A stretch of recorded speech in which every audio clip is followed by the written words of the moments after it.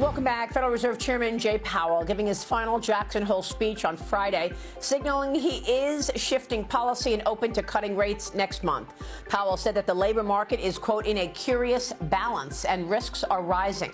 Joining me now is White House Senior Counsel for Trade and Manufacturing, Peter Navarro. Peter, it's great to see you this morning. Welcome. And I know you have an op-ed out on Jay Powell, which is going to be coming out later on in the week. Give us your assessment of the chairman's speech and this new thinking for September's cut.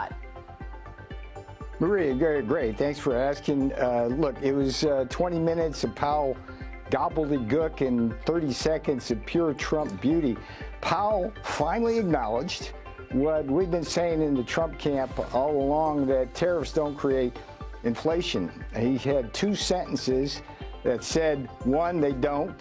Even if they might create some inflation, it's only a one-shot deal, so there's no inflationary spiral.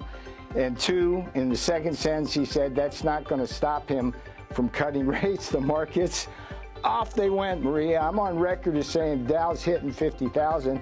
I said that, Maria, by the way, when we were at the plunge, the drop, when Donald Trump first introduced the tariffs this term, and the markets rebounded, and it's going to be a rocket ship because we're going to have price stability and economic growth from the various aspects of Trump policy. It's the deregulation, the tax cuts, the strategic energy dominance, and guess what? Fair trade, which is getting us tariffs. They're going to pay down our debt, pay down our debt, pay down our debt, and pay for the big, beautiful tax bill.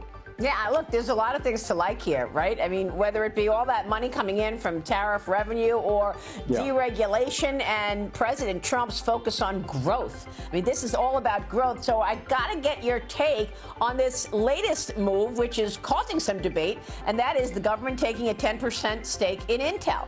Now, nearly $9 billion in grants awarded to the company by the 2022 CHIPS Act will be converted to equity. President Trump wrote on Truth Social, the U.S. paid nothing for these shares, and now the shares are valued at approximately $11 billion.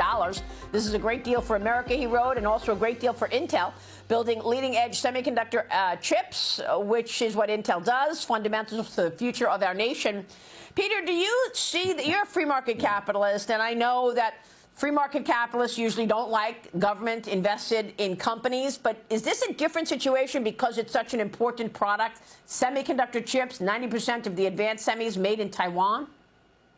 This is a hugely different situation. If we didn't have Biden's massive chip acts, which is just a giveaway, I mean, the amount of money that is going to wealth